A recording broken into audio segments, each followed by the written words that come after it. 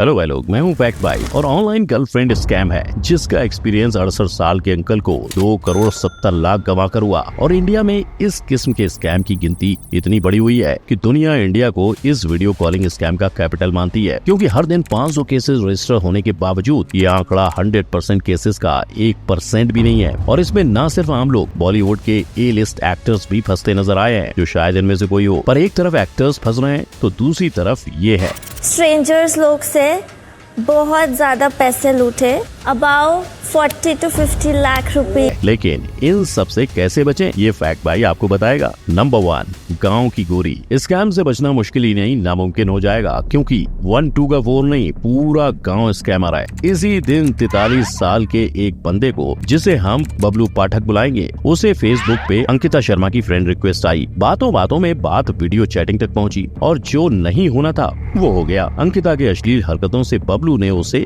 Block कर दिया। फिर क्या, अगले दिन उसका वीडियो उसी के फोन पे भेजकर वीडियो वायरल करने की धमकी और ना वायरल करने के बदले 15,000 की डिमांड हुई, जिसमें आगे चलकर नकली पुलिस और यूट्यूबर शामिल हुए और बबलू को पूरा मामला रफा दफा करने के लिए 7,53,000 देने पड़े। और ये सिर्फ बबलू पाठक की कहानी नहीं है। पुलिस का कहना है कि हर दिन ऐसे 500 सेक्सटॉर्शन केसेस आते हैं, जिसके चलते इंडिया सेक्सटॉर्शन कैपिटल तो है, लेकिन ये आंकड़ा अब भी सिर्फ सारे केसेस का 0.5% है, क्योंकि लोगों को यही डर होता है कि कुछ तो लोग कहेंगे। और इसी डर का फायदा उठाते हैं चौथी पास आजाद जैसे लोग, जिसके पूरे परिवार और पूरे गांव का धंधा है सेक्सटॉर्शन। बोले तो लोगों के अश्लील वीडियो रिकॉर्ड करके उन्हें धमकाना और उनसे पैसे ऐंठना। और अगर आप सोच रहे हो कि इतने बड़े घोटाले के बावजूद ये लोग पकड़े क्यों नहीं जाते हैं, तो इसकी पहली वजह है कि आजाद और उसके सभी साथी हमेशा छुप कर रहते हैं। और आखिरी बार जब उसके गाँव से कुछ किलोमीटर की दूरी पर 10-12 पुलिस ने रेड मारी, तो उल्टा उन पर 35-40 लोगों ने हमला करके उन्हें खदेड़ दिया। ऐसे में पुलिस उनसे कम ही पंगे लेती है।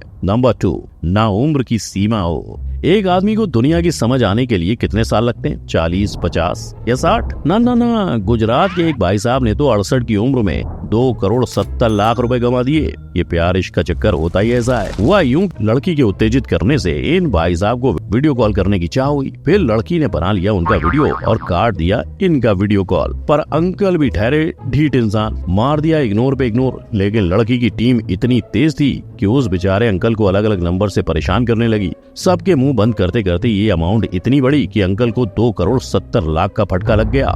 हालांकि ये ऐसा पहली बार नहीं हुआ कि लड़कियों ने बड़ी उम्र के नौजवानों को फंसाया हो। ये लिस्ट इतनी बड़ी है कि वो देखते देखते आपकी उम्र निकल जाएगी। ताज्जुब तो तब होता है कि ऐसे स्कैम्स व्हाट्सएप की एप्लीकेशन पर होते हैं, जिसकी सिक्योरिटी के बारे में मार्क बड़े फक्र से तारीफ करते फिरते हैं। पर हालातों को मद्देनजर रखते हुए व्हाट्सएप पे भी ये स्टेटमेंट दिया है कि वो सारे अकाउंट्स को थोड़ा बारीकी से देखेंगे। नंबर 3, एंजल प्रिया स्कैम। क्या आपने कभी इस लड़की की रिक्वेस्ट को एक्सेप्ट किया है?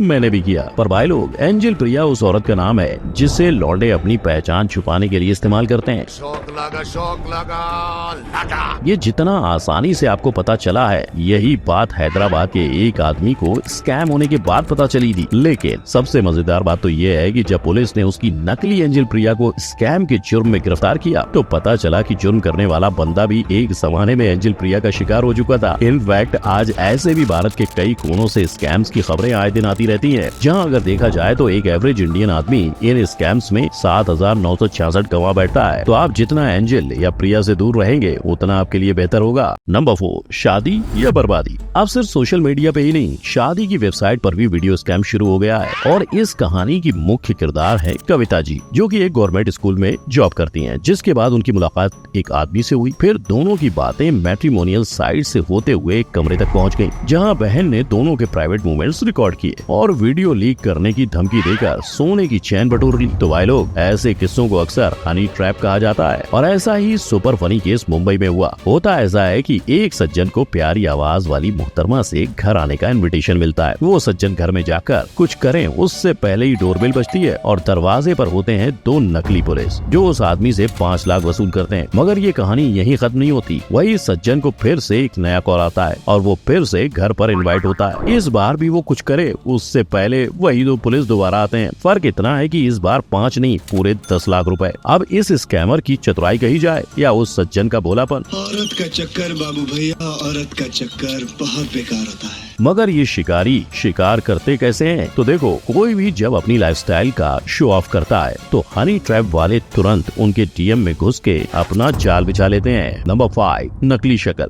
अगर इस लड़की को देखकर आपको भी ऐसे ख्याल आ रहे हो तो रुक जाओ, क्योंकि ये हसीना असल में ये 50 साल की चाचू है। जी हाँ, चाचू जो फिल्टर लगा के सबको फंसाते हैं। इतना ही नहीं, अब ये टेक्नोलॉजी इंडियन लोगों को फंसाने के लिए भी यूज की जाने लगी है। जहाँ गुजरात के 46 साल के एक आदमी इसका शिकार हुए थे, लेकिन जब अंकल दिमाग का सही इस्तेमाल करके पुलिस के पास गए तो पता चला कि वो वीडियो आर्टिफिशियल इंटेलिजेंस की मदद से बनाया गया है। ऐसा ही एक स्कैम चाइनीज इंसान के साथ हुआ, जब एआई की मदद लेकर स्कैमर ने उन्हें फोन किया और दावा किया कि वो उनके दोस्त हैं। इससे उस चाइनीज इंसान के पूरे 5 करोड़ लुट गए। तो क्या पता आप जिससे बात कर रहे हो वो भी एआई निकले। नंबर 6, बॉलीवुड के साथ भी बॉलीवुड के बाद भी, पर आम तो आम गुटलियों के दाम। सेक्सटॉर्शन के दीमक ने बॉलीवुड स्टार्स को भी नहीं छोड़ा है। यस, इनके केस की बातें ठंडी होने से पहले ही मुंबई पुलिस ने सेक्सटॉर्शन रैकेट के 4 लोगों को गिरफ्तार किया। उनकी जांच पड़ताल में ये सामने आया कि उनके झांसे में फंसे 258 लोगों में से 100 जितने लोग बॉलीवुड या टीवी के जाने माने ए-लिस्ट एक्टर्स थे, जिन्हें कुछ मोबाइल, 12 नकली अकाउंट, 6 नकली आईडी और दूसरे इलेक्ट्रॉनिक प्रोडक्ट्स की मदद से सेक्सटॉर्शन में फंसा था। अब ऐसा नहीं कि ये एक तरफा मोहब्बत है ना, सेक्सटॉर्शन रैकेट स्टार्स के पीछे है तो स्टार्स सेक्सटॉर्शन के। लॉकअप में एलिमिनेट ना होने के लिए अजमा ने ये कबूल किया कि उन्होंने एक ऐप के जरिए अजनबियों से 40-50 लाख लूटे। स्ट्रेंजर्स लोग से बहुत ज्यादा पैसे लूटे, अबाउट 40 to 50 लाख रुपीस। और भले ही अजमा ने इसकी वजह अपने कैंसर से जूझती आंटी को, अपने माँ पिता की डायबिटीज को, कैंसर से लड़ाई हार जाने वाली खाला को और अपनी नानी के खराब मेंटल हेल्थ को बताया हो, पर उनका ऐसा करना सही नहीं था। Number 7, how it started. लेकिन सही गलत का सवाल खड़ा करने से पहले ये जानना जरूरी है कि इस सब की शुरुआत आखिर हुई कैसे। 2006 में इसका सबसे पहला केस देखने को मिला था।